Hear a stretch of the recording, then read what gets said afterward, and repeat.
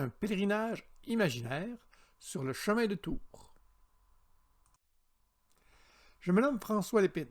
Je suis membre du comité Lanaudois de l'Association du Québec à Compostelle. En mars 2019, ma conjointe et moi assistions au coup d'envoi de notre groupe car nous voulions partir en avril pour faire le chemin de Tours. Quelques jours plus tard, la COVID-19 ruinait notre projet. Aujourd'hui, 9 mois après, il n'est toujours pas évident quand il sera possible de partir. Que faire? Au lieu de me morfondre, j'ai pensé faire une présentation de ce que devrait être un pèlerinage sur le chemin de Tours. Peut-être penserez-vous que c'est un peu invraisemblable de parler d'un voyage qu'on n'a pas encore fait. Ce n'est pas faux. Cependant, ayant eu beaucoup de temps pour préparer ce voyage, je crois qu'on peut en faire un exercice pédagogique.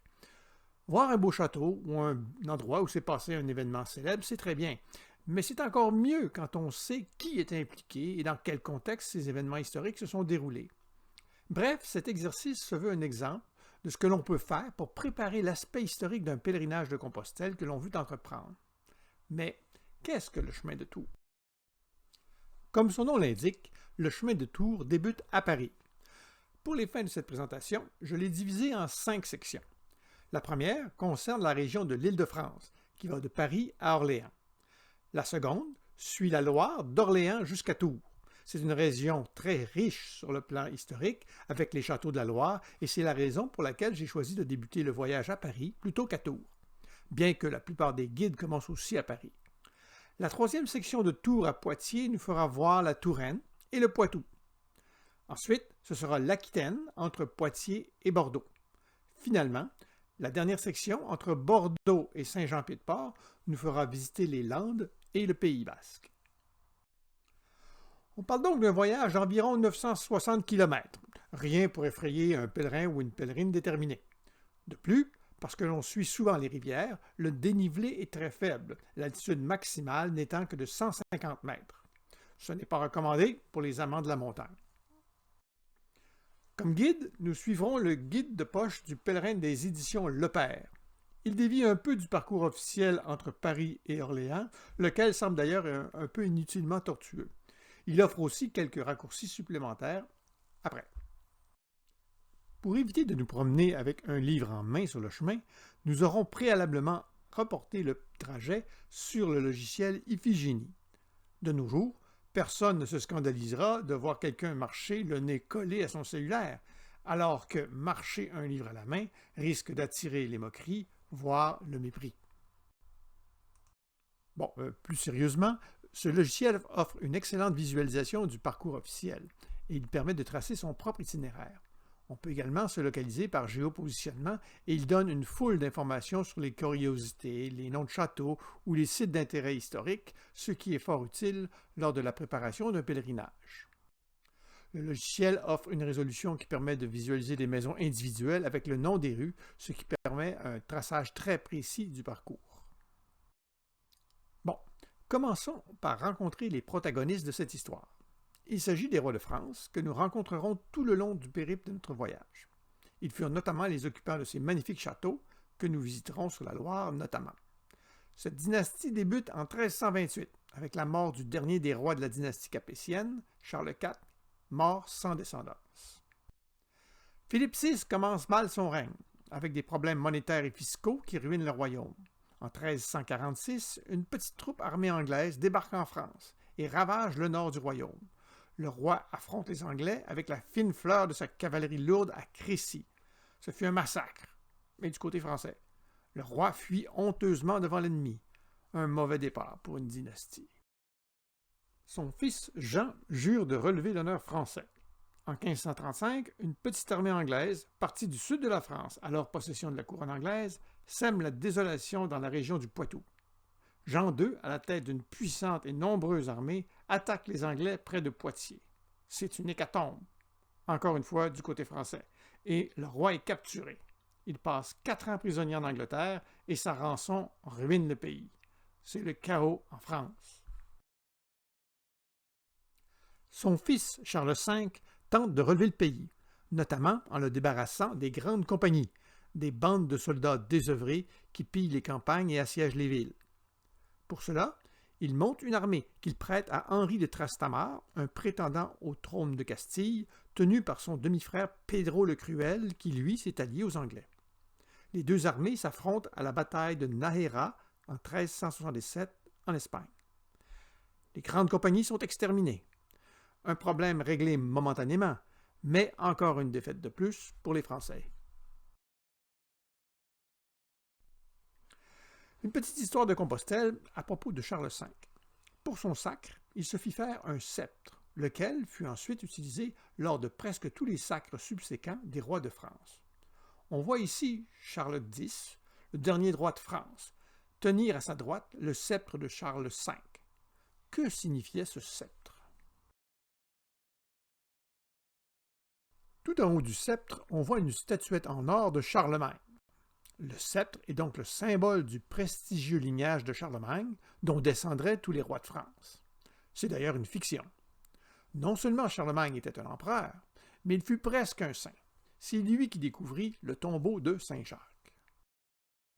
Tout juste en dessous de la statuette de Charlemagne, sur cette petite sphère d'or modestement décorée, on le voit en conversation avec Saint-Jacques, qui l'enjoint d'aller découvrir son tombeau en Galice. Tout cela est évidemment faux, Charlemagne n'étant jamais allé en Galice.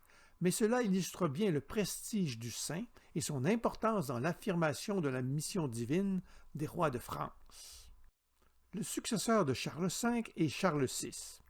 Il sombre assez jeune dans la folie, ce qui lui évite de réaliser que son armée a été écrasée par une autre armée anglaise encore inférieure en nombre lors de la bataille d'Azincourt en 1415. Le royaume se déchire. Le duc de Bourgogne contrôle le conseil du roi.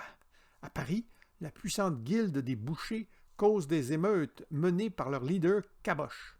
Les Cabochiens, appuyés par les troupes bourguignonnes alliées aux Anglais, occupent Paris. Le fils de Charles VI, Charles VII, n'a plus d'autorité à Paris et au nord de la Loire. On le surnomme par dérision le roi de Bourges. Il ne peut se faire sacrer à Reims, comme le veut la coutume, car la ville est en territoire bourguignon. Après la levée du siège d'Orléans par Jeanne d'Arc, celle-ci le convainc de se rendre à Reims avec une petite troupe et à s'y faire consacrer roi. Plus tard, il réussira à briser l'alliance anglo-bourguignonne et à récupérer presque tout le royaume aux Anglais. Louis XI, c'est mon préféré. Il n'est certes pas très beau. Il ne s'habille pas non plus très bien, selon les témoins, qui disent que dans une foule, nul ne saurait dire qu'il est un roi. Il n'a pas l'esprit de famille. Il fait la guerre à son père. Il ne supporte pas de voir sa fille Jeanne difforme et il la marie avec son petit cousin pour éteindre cette lignée concurrente. Il est superstitieux. Il vit chichement. Il préfère acheter ses ennemis plutôt que les combattre. Ou bien, il subventionne les autres pour qu'ils se battent à sa place. Il espionne tout le monde et son réseau d'espions lui vaut le surnom d'universelle araigne, l'araignée universelle. N'empêche, il ne se battra pas loin de son pays en Italie, comme le feront vainement ses trois successeurs. Il grignotera ses voisins dans le seul but d'agrandir et de sécuriser ses frontières. C'est un grand chasseur. Son fils, Charles VIII, profite de la mort du duc de Bretagne pour assiéger sa fille et héritière, Anne de Bretagne, en 1491. Elle se rend et il la marie. Charles VIII épuisera son royaume en vaines batailles en Italie. Il mourra accidentellement à 28 ans, sans descendance. Louis XII est le petit-neveu de Louis XI. À la mort de Charles VIII, il est déclaré roi. À ce moment, il est marié depuis 20 ans avec Jeanne, la fille difforme de Louis XI. Il obtient l'annulation de son mariage et se remarie avec Anne de Bretagne, la veuve de Charles VIII. Il poursuivra les guerres d'Italie sans plus de succès que son prédécesseur. Il mourra lui aussi sans descendance. François Ier est un cousin éloigné de Louis XII. Il continuera la guerre en Italie, pendant laquelle il sera fait prisonnier en 1525 à la bataille de Pavie. Tombé aux mains de son ennemi, l'empereur Charles Quint, il devra verser une lourde rançon pour recouvrer sa liberté. Il sera très influencé par la Renaissance italienne et fera la promotion de la littérature, de la peinture et de l'architecture. Il fera venir Léonard de Vinci en France. Henri II est le fils de François Ier. Il se marie à Catherine de Médicis en 1533. Il sera le père des 3 rois de France suivants. Sous son règne, le protestantisme se répand en France. Il meurt d'ailleurs des suites d'un tournoi contre un adversaire protestant. À la mort de son père, François II accède au trône à l'âge de 15 ans. Mort très jeune d'une infection, il ne régnera que 6 mois sous la tutelle de sa mère Catherine de Médicis. Pendant son court règne, il fera l'objet d'une tentative d'enlèvement par des protestants qui voulaient le soustraire à l'influence de Catherine et de son entourage du Parti catholique. Charles IX devient roi à 10 ans à la mort de son frère. Catherine de Médicis assumera sa tutelle et l'exercice du pouvoir. En 1572, au lendemain du mariage de sa sœur avec le futur Henri IV, un protestant, une tentative d'assassinat d'un leader protestant déclenchera le massacre de la Saint-Barthélemy où 5000 protestants sont tués à Paris. Charles IX meurt d'une pleurésie 2 ans plus tard, à 24 ans, sans descendance. À la mort de Charles IX, son frère, qui avait accepté la couronne de Pologne, revient en France. Il devient le roi Henri III. Conseillé par sa mère Catherine de Médicis, il tente de naviguer entre les protestants, les catholiques modérés et les catholiques extrémistes de la Ligue. Il mourra assassiné sans descendance. Avec lui s'éteint la dynastie des Valois. Comme vous en redemanderez sûrement, je vais vous introduire brièvement les 2 premiers rois de la dynastie des Bourbons. Marié avec la sœur de Henri III la veille de la Saint-Barthélemy, le futur Henri IV est un descendant de Saint-Louis. C'est le fondateur de la dynastie des Bourbons. Protestant, il se reconvertit plusieurs fois et il s'allie finalement avec les catholiques modérés pour éliminer la menace de la Ligue. Il marie Marie de Médicis, qui sera sacrée reine de France la veille de son assassinat par un fou, Ravaillac. Louis XIII a 8 ans à la mort de son père. Sa mère, Marie de Médicis, le tient sous sa tutelle et celle de son favori Concini. À l'âge de 16 ans, Louis XIII fait assassiner Concini et écarte et fait enfermer sa mère. Celle-ci s'évadera et mena une révolte armée contre son fils. Après un retour en grâce d'une dizaine d'années, elle s'exilera à l'étranger où elle mourra sans cesser de comploter contre son fils. Bon, une fois les présentations faites, mettons donc nos bottines virtuelles et Ultreya. La première section de notre pèlerinage se déroule dans l'Île-de-France et elle comporte 6 étapes.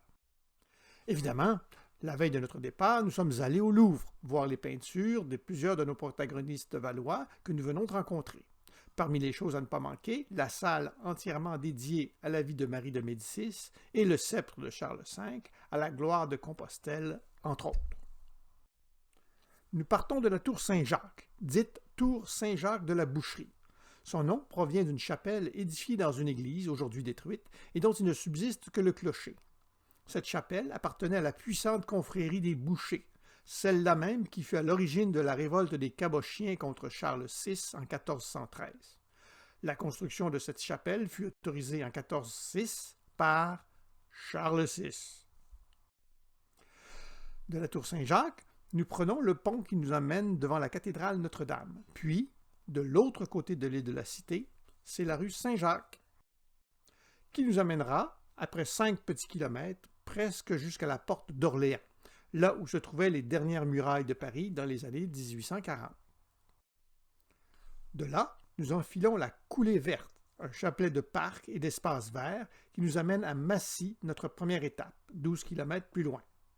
On y va mollo quand on débute un pèlerinage. La seconde étape passe près de la tour de Montlhéry, qui faisait partie d'un château du Xe et du XIe siècle détruit en 1591.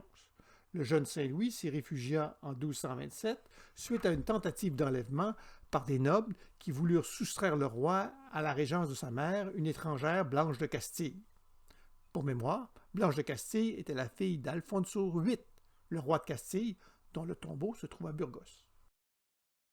Montlhéry, c'est aussi le lieu d'une bataille entre Louis XI et le duc de Bourgogne, Charles le Téméraire, qui voulait envahir Paris pour y rétablir l'influence bourguignonne que Charles VII avait réussi à contenir. La bataille fut indécise, mais Paris fut sauvé. Ce fut la dernière bataille commandée par Louis XI en personne.